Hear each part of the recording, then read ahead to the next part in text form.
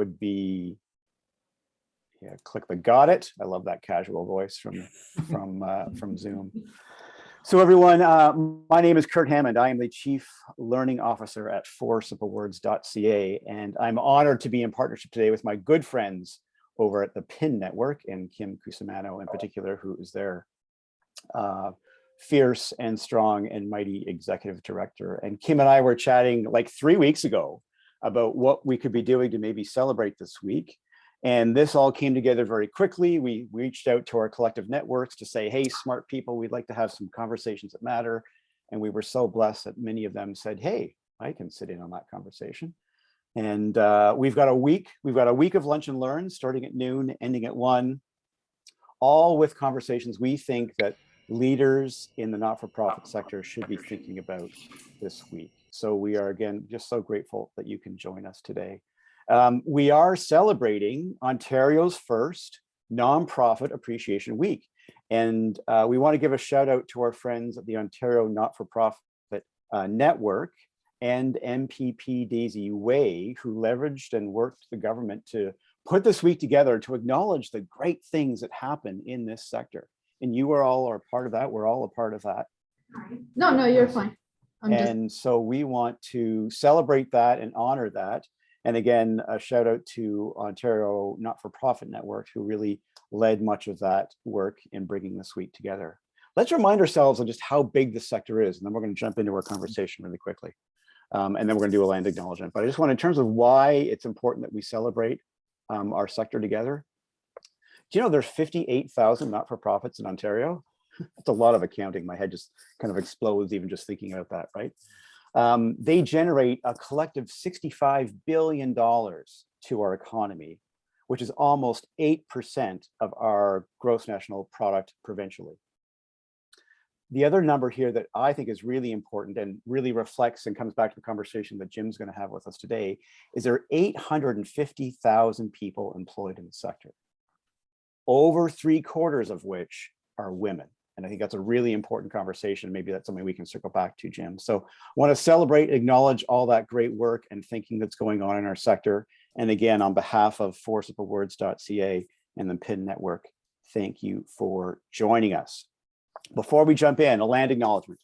And we are coming together from across the province today, which is such a gift. And we know we've got people in Guelph, Wellington, and as I say, right across the province.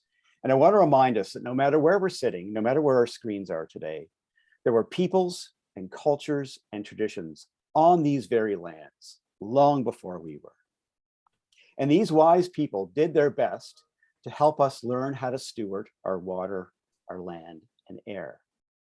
Now, unfortunately, we have done a terrible job at listening to their wisdom, and our environment is now paying that price. But even worse, in fact, much worse, we have yet to fully acknowledge that our communities are literally built on top of theirs. And we can no longer turn away from the economic, social, and emotional damage that we have done to generations of families across this country. And today, as we think about building community, as we think about serving one another, as we think about improving things for our communities, I want to remind us that those are values that started with Indigenous culture. And it's our honor as leaders in the not-for-profit sector today to remember that we're on this continuum of leadership that did start with Indigenous cultures. We need to remember that for ourselves today. We also owe it to the leaders that are going to follow us, that we have to remind them that they are also part of that continuum. So I have no answers around how to fully right relations with our Indigenous sisters and brothers. I myself am struggling with the word settler and what that means. I have a lot to learn. I have a lot to unlearn. And so I want us to take a quick minute today, ground ourselves in gratitude for those cultures that came before us. And here in Ontario and across the country, we need to remember that truth has to come before reconciliation. So with that, I want to shift to today's conversation, and we're thinking about workload, which is something that we are all thinking about. And I'm going to formally introduce Jim in a moment. Jim Moss from YMCA WorkWell is going to be sharing some of his learnings and findings from their 2022 WorkWell report. And you can find them at YMCA WorkWell.ca, YMCA WorkWell.ca. Kim will put that into the chat for us if you want to copy the report. It looks really thorough. Before we jump into that conversation, I want to take a quick minute just to talk about 4 simple words really quickly. And as I say, this is a partnership. Today's conversation is a partnership between the PIN Network and 4 Simple Words. And 4 Simple Words is started out as a passion project for me, and is now evolving into what I hope is going to be a conversation that you would like to be involved with and hopefully can have some impact on you and your good work. So very quickly, I want to let you know, the 4 simple words were given to me by my grandmother, who was a wise, strong, powerful woman, had a profound impact on the man I am today. And early on in my childhood, she did a bit of a mic drop with me on these 4 simple words. And the 4 simple words are this: it's not about me. It's not about me. On the count of 3, we're all going to say that together in our own space. 1, 2, 3. It's not about me. I'm going to offer, you haven't said anything so freeing today, this week, this month, probably this year. And there's a couple reasons for that. And I encourage you to visit 4simplewords.ca to learn more about this. But I think my grandmother's wisdom can help us simplify our lives. It can help us clear our minds, and it can really help us amplify our impact. And the conversation I want to have today is how I got to the 4 simple words, and I got 3 minutes left on this. For a long time, I described myself as a servant leader, and I was very proud of that. And then on my 50th birthday, I put out to the world saying, hey, dear world, I'm a servant leader. I think you should be too. So I got back some very kind, very generous and honest feedback from my network that said, Hammond, check your privilege. You were born white, straight, male, middle class in Southern Ontario, and you happen to be married to your beautiful wife, Melanie. And it was a wide awakening for me around the word servant and what that means. So I am on a learning journey to understand what it means to be in service to others. And I'm boldly sharing with this world this idea called service leadership. And I want to talk today about why I think we need to move from servant to service leadership. Servant leadership implies that we are unequal, and that there's, when someone is being a servant to someone else, there's no way that we could be an equitable relationship. So first and foremost, as I'm learning, there's no way we can be in equity when someone is acting as a servant. The second reason I think we need to retire servant leadership is it implies others have problems that only we can solve. It's like I'm going to come in and rescue you, which is not healthy, and quite frankly has done so much damage to our country already. Back to our land acknowledgement. The third thing about servant leadership and my challenge with it, it implies unreasonable expectations about how we look after ourselves and those around us. Because good service leadership, although it's not about me, starts with me in making sure that I'm in a place where I could be serving well.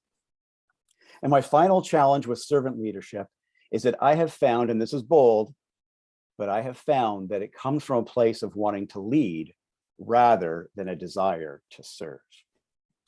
So I invite you to 4simplewords.ca to kind of follow me along on my journey on what it means to be a service leader. I don't have all the answers yet. In fact, I'm probably going to find more questions before I do that. But this week, I'm hoping we can ground ourselves in Elsie's wisdom. Elsie was my grandmother, around it's not about me, and we can be thinking about how we can be a better service to ourselves, to our families, our organizations, and our communities. So that's our grounding for this week. Every day, hopefully we'll have a little bit of a 4 simple words learning that we can connect over with. Enough of me. Let me introduce the very handsome, look at this guy, right? Am I right? Like Jim Moss. Jim and I have never connected before. We just met about 15 minutes ago.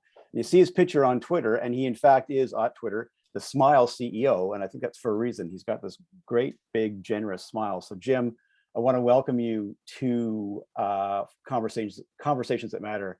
And thank you so much for your time today. Thank you for having me. It's exciting to be here. And thank you to all of you for taking some time. Along with the concept or the construct we're going to talk about, which is workload. taking time out to do something for yourself and continue to learn is a pressure on our workload. So I'm really grateful for everybody's time. Brilliant.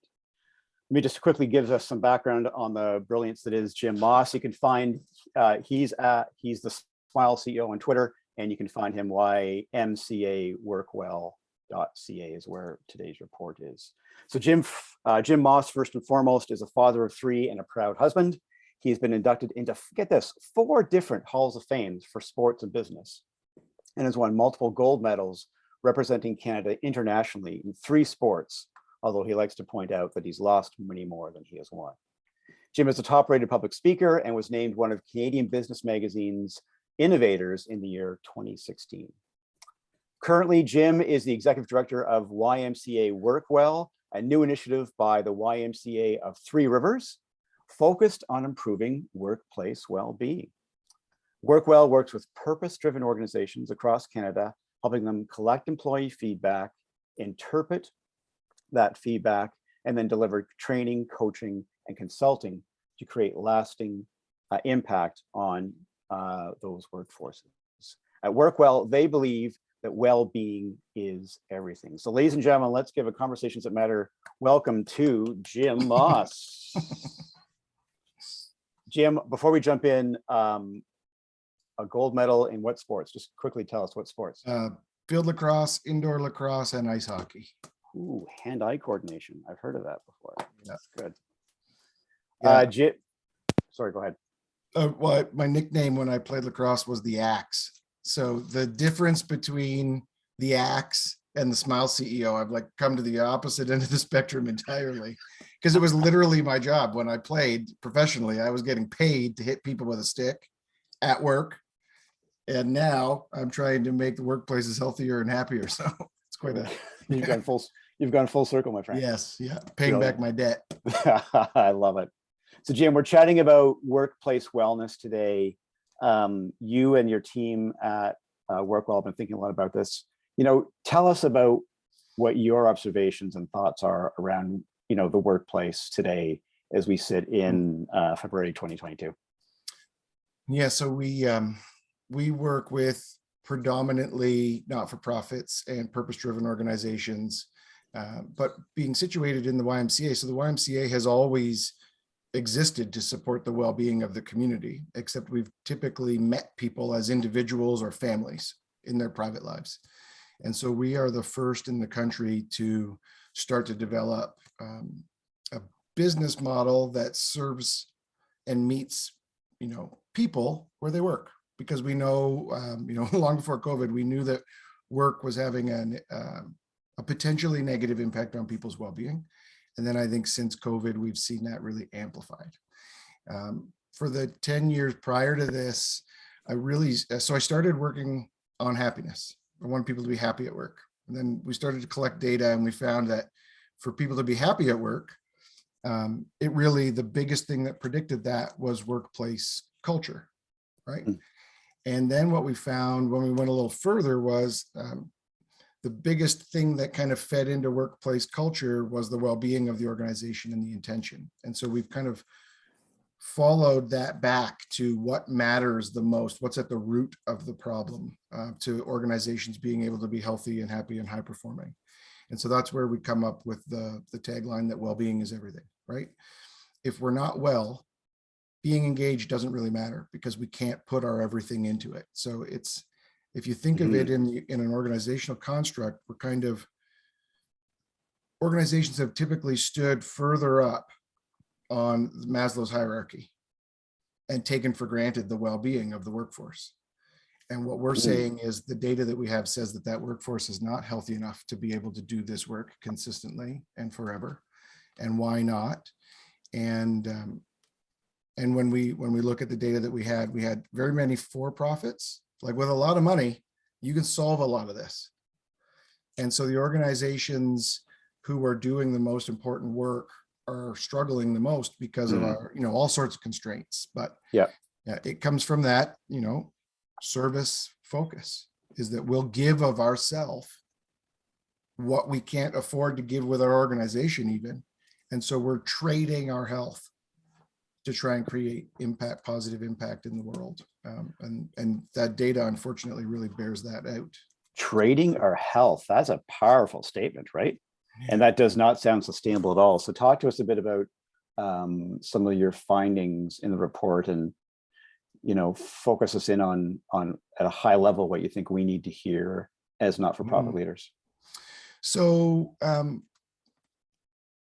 effectively, COVID has come along and hit us, and it started as a really acute thing, right? Everybody scrambled to keep delivering the service that their organization delivers.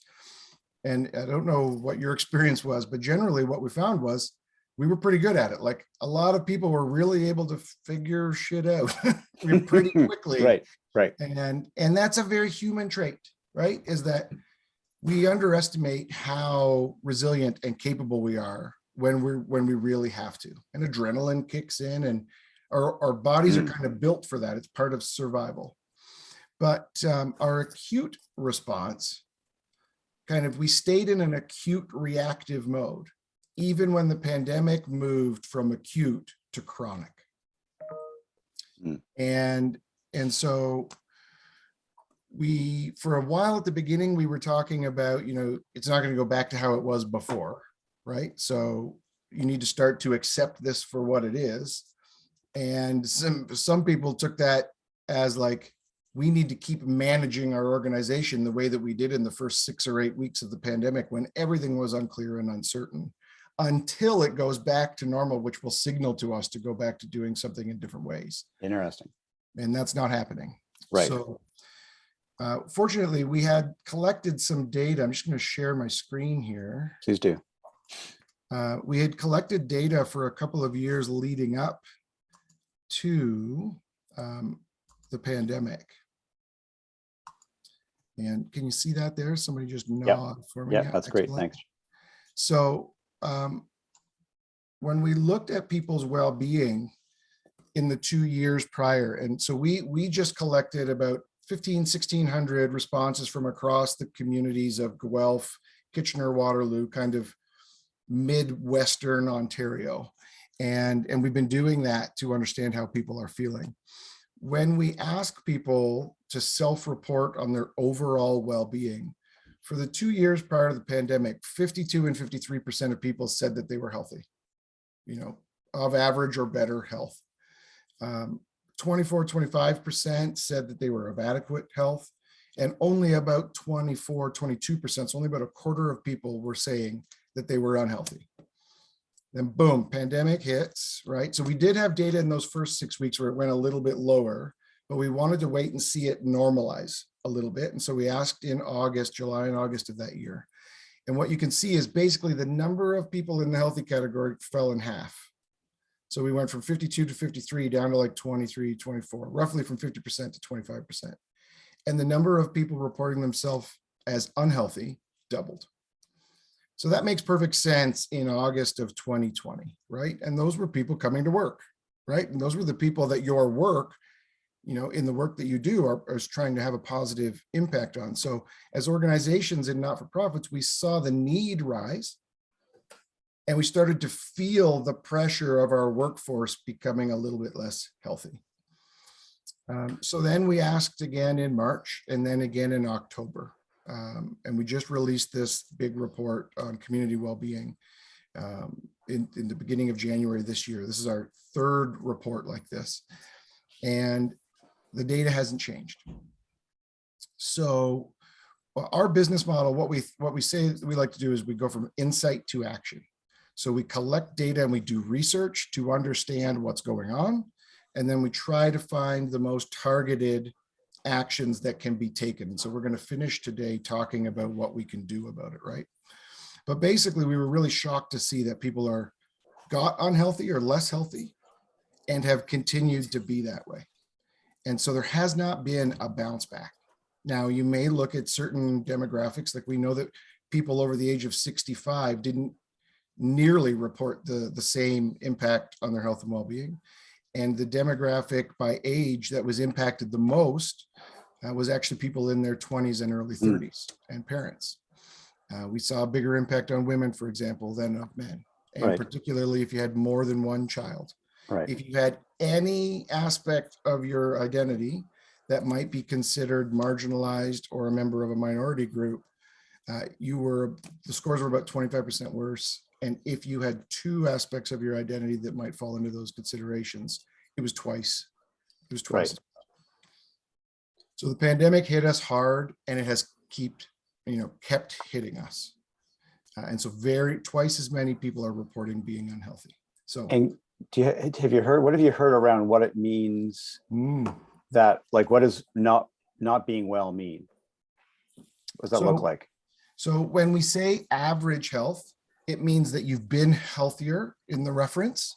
So you know what more optimal health could be. Okay. When we call ourselves healthy, it means that we wouldn't actively try to improve our health because we don't believe that it's needed. When we say adequate, we know that there's work to do, whether we're choosing to do it or not. So like if I use my body weight, if I'm 10 pounds over, I might be aware of it, but not really doing something about it. And then at some point I start to think, okay, I've crossed, for me, it's 227 pounds, which is like the very top 3% of my weight experience. If I hit 227 pounds, I've got an immediate 6-week intervention that I do to get myself back down to 220 pounds. Right.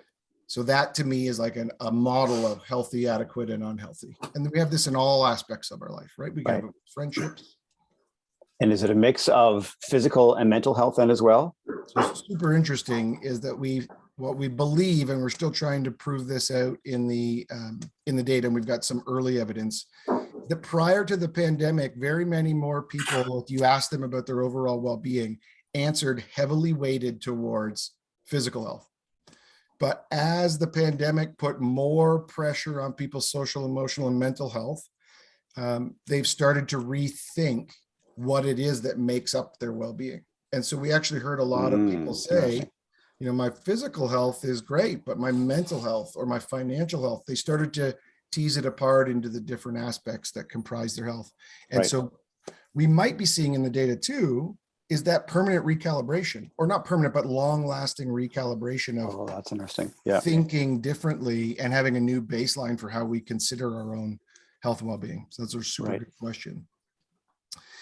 When we go from well-being into the workplace, just so everybody knows, my wife, Jennifer Moss, just has released a book. I'm going to reference it a few times, called The Burnout Epidemic, for the Harvard Business Review. And so we have the most boring to everybody else, but super interesting conversations at the dinner table and over coffee, because we're both fully focused on this. And so we've collected data for her, and then this is the data from our own local community. But when we ask people about whether they can manage the stress of work or not, so that's what burnout is whether you can consistently meet and manage the stress of your work. 72% of people said sometimes, often, or extremely often. So people are actively burning out and meeting that actual criteria of having a hard time handling continuously the stress of work. Right. Think about that acute to chronic piece, right? The chronic stress of work is what creates chronic conditions, and burnout is a chronic condition. So we know that very many people are either on their way or past that threshold of what we consider to be burnout. So then we asked people, what do you need? What is it about work that you need? So we had asked this originally 6 months into the pandemic. And the first thing that people said was flexible work, right? Because we were all learning to work from home and Zoom meetings and all those things. Then they said clear communication from leaders, and then they were missing teams, right? Makes sense. But when we look at the most recent data, it's changed quite a bit. So people have figured out how to work from home, how to work remote, how to work distributed. And now what they're finding is, well, wait a second, my work and my home are all mashed together now, right? Yes. I don't have this clear delineation. break. And so I need better work-life balance. And then the number two thing that they said was they need a more manageable workload. So in Jen's research that she did with HBR, they actually found that for knowledge workers, the amount of work that they were doing increased by 30%. So in the same 8-hour day, theoretically, we were supposed to get 30% more work done. And so first we absorbed all of the hallway time, the coffee time, the walk to the car, the lunch break. We got rid of all of that and just went to back-to-back meetings, right? Right. So we kind of jammed in more time to do focused work. And because the acute response required that, but then we never shifted back to something that was going to be healthier over the long term. Right. And for the people here, right, the need in the community never declined. Yes. And so how do people who ascribe to the idea of service or servant leadership and doing not-for-profit work, we think about, well, if the community needs it, we've got to give it to them. Right. So maybe is that a good jumping point, Jim, to take the temperature of the room for a bit and check in with our audience today. Kim's got a poll to share with us, and Jim, I think we're building off number 2 here in terms of need, which is more manageable workload. Kim, if you want to share, and Jim, you may have to stop sharing your screen. Oh, there it is. Excellent. So Kim's thrown up a poll. And it's asking you, how often are you able to complete all of your work within a 35 to 40 hour work week? 1 being never, 5 being always. Submit your answers there. We'll give you a minute for that. And then Kim's going to open that back up. And then Jim, we can maybe have a reflection on that and maybe think about, because I think what I'm hearing loud and clear is that there is an issue here. There's a problem. And maybe what we can start to think about is then what as we as leaders can we be doing to be supporting our teams through that. So why don't I give you another quick minute to well the answers come in. Kim, you pop them up here in a minute. Just as soon as you're ready, you pop them up. But interesting point in time, about 6 months ago, so in the August-September timeframe of last year, for the first time in history, we saw the self-reported well-being of leaders fall below frontline staff. So, with a nod of your head, tell me if that sounds accurate or not. And it might not just be you; it can be the people that you lead alongside of, or other leaders that you know. Right. So look at that. Okay, here we are. Look at that. Yeah. Pretty intense, right? So what is that? 3, 6, 20. Yeah. Well, 15% of people 15% can of people, often or always manage their workload. So what does that say? What does that say, Jim? That says workload is never a zero-sum game, right? So we're never going to get it all done. And the need is always going to grow and exist. And, some organizations have had more resources, et cetera.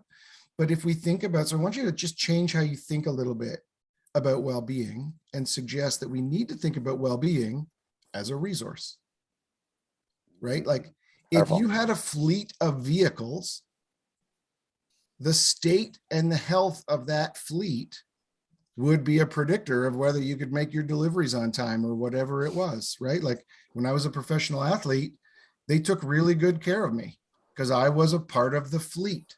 And if I wasn't healthy enough, I couldn't play.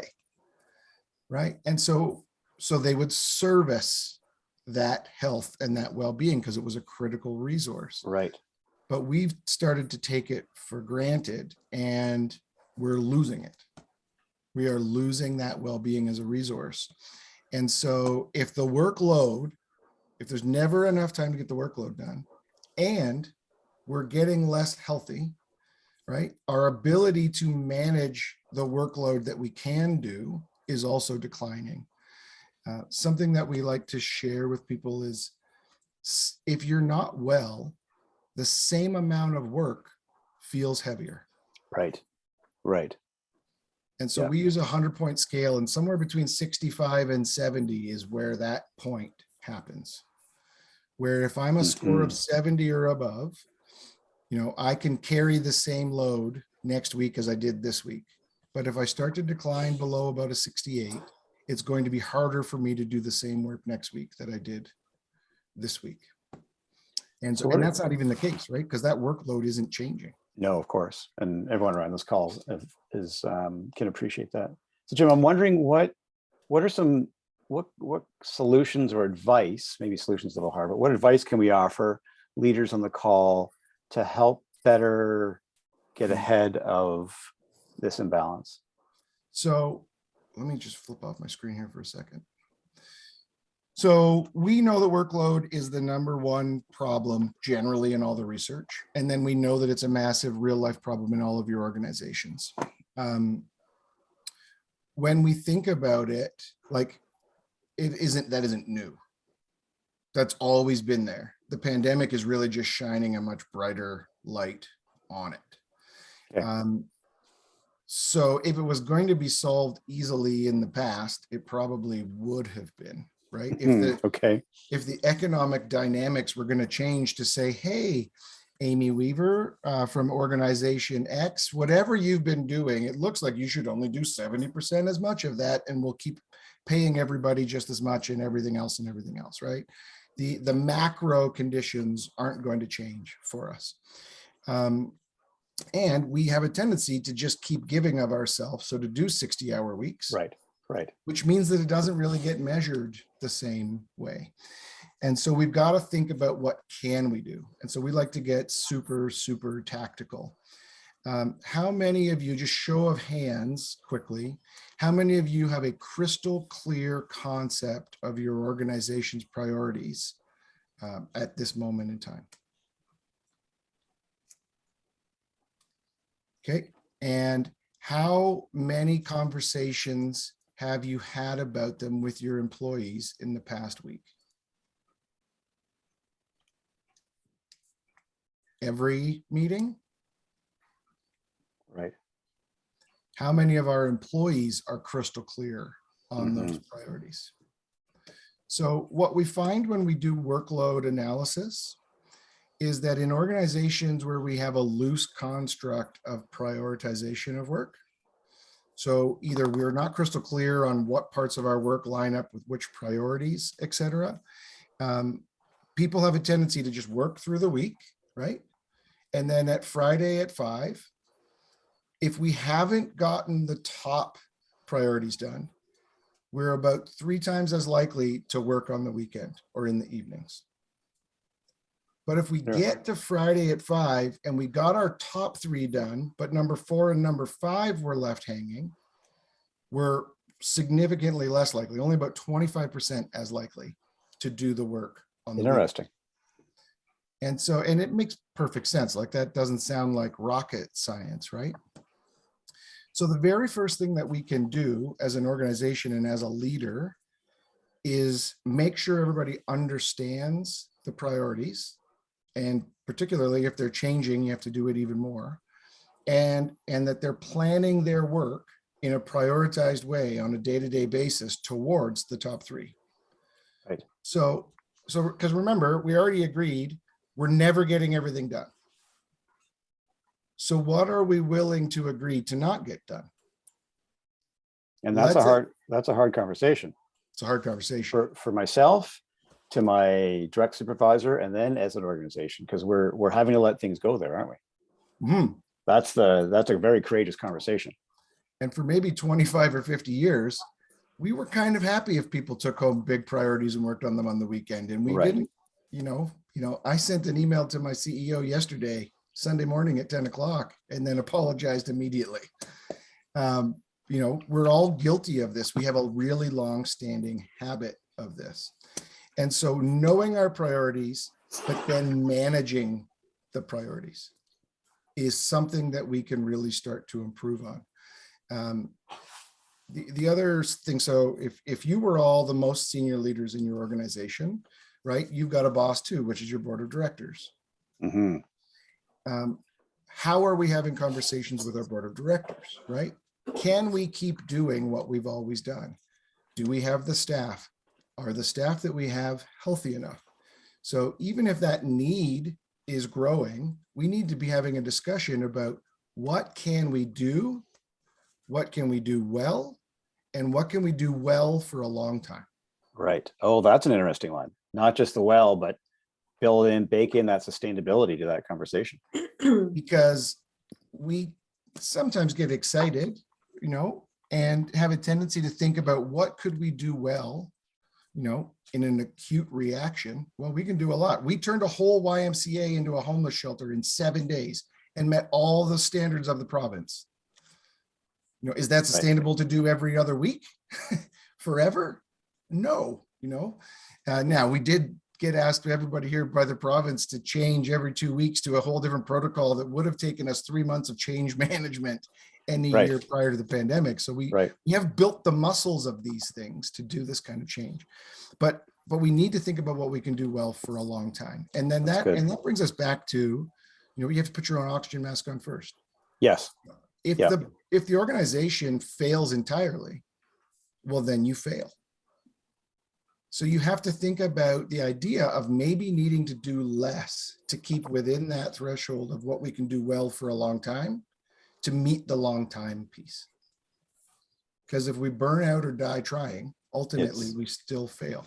Right? Indeed. Yeah. And that's, and to bring it back to some of my learnings and thinking around this idea of service leadership, we need to make sure that we are indeed looking after ourselves, because to your point, we're no good to anyone if we're not able to serve.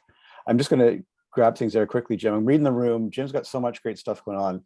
Kim, we're not going to go into small groups, going to stay here. What I want to encourage people to do, I see some questions in the chat. Let's pick Jim's brain, this big, beautiful brain of his, around some other questions you have, or maybe some insights you'd be looking for at work. And I encourage you to drop some questions in the chat. And maybe Jim will just reflect on those for the next 15 minutes, if that's all right. Is that okay with you? Yeah, absolutely. Yeah. So the first one here is from Vanessa, and it's an interesting one. Did you provide, and this I think comes back to the earlier part of when you were sharing, did you provide descriptions of health or markers of health to respondents? You provided a reference not in weight, the original construct. That's okay. right. Okay, So right. You can't prime people, and we wanted to start with a base concept. Everybody answers differently. There are trends to how people have responded historically. There's actually, Vanessa, there's a super interesting question. So in Scandinavia, they looked at people's ability to moderate their own well-being, like to interpret it and report on it accurately. And they looked at everything from daily blood tests, like you name it, the most diagnostic and invasive. The single best predictor of people's well-being was asking them the question, how is your overall well-being right now? So they're actually really good at it generally. When you start to anchor it to one concept or another, you kind of push the population a little bit. So we do that work more in the training afterwards. And you'll see differences in how people respond after you've done that. But we don't do that in the survey. And is the power there just asking the question to create space to be having that conversation with our teams? Like, is that the power there? And I am the farthest thing from an academic, but I'm wondering, just asking that question, does that open doors for us to be thinking collectively as groups around our well-being and giving permission to use the word? Yes. So we believe yes, right? But there are many different types of organizations with many different behaviors and norms. And it can feel really weird in a workplace when all of a sudden you start to care about their well-being, and that hasn't necessarily been the case in the past, or the way you're leading doesn't show that you care about my well-being. So asking feels false. Right. And so there's a lot of organizations who want to work with us and get straight to work. And we will actually say, there might be other work that needs to happen first to make this more authentic when you do it. Otherwise, people are going to dig in and say, this smells funny. This is BS. Yeah. Dave's got a question here. Says, Jim, many of us have not had tasks that can be completed in a week, but instead are long-term or ongoing. I.e., it's hard to check the box. Do you have a system for how you feel the top 3 things are done on Friday so we can relax more on weekends? And I guess additionally, what are your thoughts in thinking about 4-day work weeks? So so there's 2 big questions there. So progress is the most important thing. And are we progressing on the biggest priorities in a prioritized way? So longer term projects should really take that same type of approach. It's common that we work out of order. And so work that we're doing on things that are further down the road, we would be better served to bust through a bottleneck first that makes that next stage easier. So this is pretty like textbook management, right? And engineers are actually pretty good at it, but oddly not very good at well-being, from what we can tell. And service-driven organizations are better at well-being and not very good at management and practice and prioritization and process to the same That's extent. interesting. Yeah. The check the box is in a longer term project. It's about, am I going to get to the finish line on time? Is more likely, will I work on this weekend, or am I going to stay up late and reopen my laptop after dinner with the family? Right. And so that one is complicated a bit more by communication, assuming that those projects, if they're long enough, are also going to involve other people. And so team activity spent towards prioritization streamlines it. 4-day work week. This is a super good one. Settle in, everybody. Here we go. So the answer is yes. We think the 4-day work week is right, because if we look at the use of time of people across a day and across a week, the best work happens in the first 4 hours of every day, and it drops roughly by 50%. The quality of work from the 4th hour to the 6th hour, and then again by half again from the 6th hour to the 8th hour. And people aren't very good at choosing what they do when they're running at half power and what they do when they're running at full power. So for example, I needed really crystal clarity this morning to work on some budget forecasting. I got up at 6 and I did it for 2 hours. I probably got 6 hours of work done before anybody sent me an email, at my most, my best time of the day for productivity. So the 4-hour or the 4-day work week, whether you take the same number of hours and divide them up, is a big part to play in that. Because remember, if we just make the days longer, what we're actually doing is spending more time below the threshold of high quality work. So it can kind of implode on itself. But if we actually, the right thing to do is to go from 37.5 to 30-hour work weeks and get even better at spending those 30 hours on the most important things and using our best strengths and skills as individuals and organizations. So, Tesla isn't going to do this because they use every hour in an ultra efficient way, and they suck the life out of people to accomplish incredible goals, right? Kind of operating in a different model on a different plane. And the people who go to work for them somewhat know what they're getting into. Similar with Amazon at an executive level, but not in the warehouse. Not the warehouse, yeah. And so what do we want to get done? If we know what we want to get done and we all agree on it, you can probably get it done in 4 days in 30 hours. If you've got the discipline to only work on those things. But there's kind of some organizational and management cleanup that probably needs to happen to make that 30-hour work week come true. There's a cultural piece around that as well. Jessica asks, Jim, what's your take on trying to solve this with extra vacation days, personal days, or flexible time off? Does that just make it more work, or does it help people create a sense of wellness? So that's an interesting, Depends. So like being able to break from work, right? The most least satisfying answer that an academic will always give you is that it depends, but it's actually, but it's true, right? So if you break that apart, let's say we offer staff more flexibility, more days off, wellness days, etc. If we break those into different pieces, so first of all, that's a good signal to people that you value this and it's important and you think they need more, right? Then we have to look at our behaviors and norms and see if people actually believe they could do it. Because if you've given them something theoretically that they can't actually attain the value of, it will backfire. Right. That comes back to that authenticity piece, right? Right. And so they will appreciate that you're offering, but they don't believe in reality it can happen, right? So we had people who said like, well, this is great. You've given me 4 days off or Fridays off, but I'm still going to have to work on Fridays to get my workload done. So all I'm going to do is know that I'm working when other people are taking this day off, which probably means I've got even more to do next week. Right. Now, you can think about how you lead to do this. So you have to do it as well. Because you can't be emailing people on that 4th day, Yeah. because there's an implicit pressure that they need to respond, Yes. etc. Then it comes down to how do people use days? Like some organizations don't actually like you taking your vacation days one at a time. They strongly suggest that you take them in blocks of 4 or 5. Well, for me, 3 days of vacation is perfect. By the end of the 3rd day, I'm starting to worry more about what it's going to be like to come back to the mountain of work. And so there's this diminishing return on additional days. Right. And so each person needs to know how to use days well, right? Is it a day spent with your children or your spouse or your partner? Is it a day visiting your parents? Is it a day getting a bunch of things off of your to-do list in life that helps close some files that are contributing to stress? Right.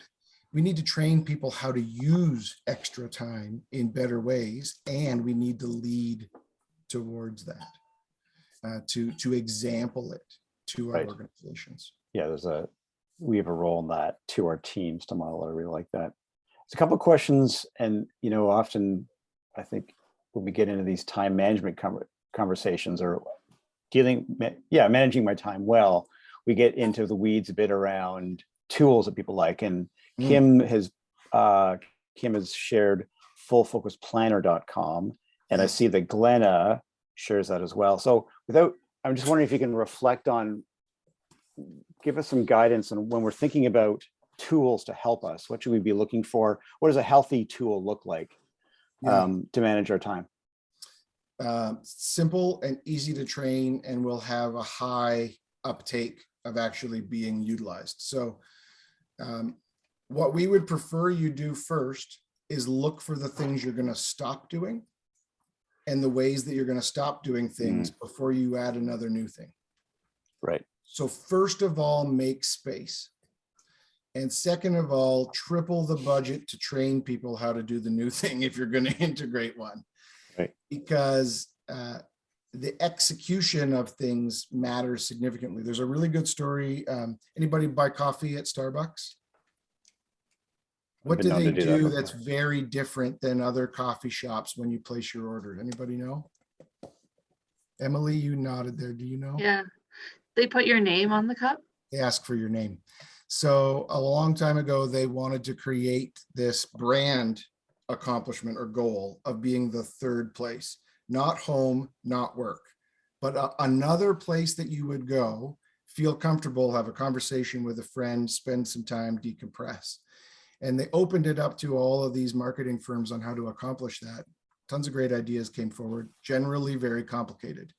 And then another organization came and said, we think you should ask everybody's name when they place their order, because if you do that enough times, the employees will start to know their name. And that leads to people feeling welcomed and valued and seen, which is what actually predicts them coming in to spend more time there.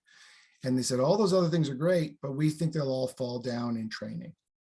And the number of times that they would have to happen to create value is unattainable. But we do think that you could consistently train your frontline staff to ask people's name when they place their order. And so therefore, there's enough likelihood that it happens enough times to create the desired effect. Okay. So new tools should be simple. They should be trained really, really well.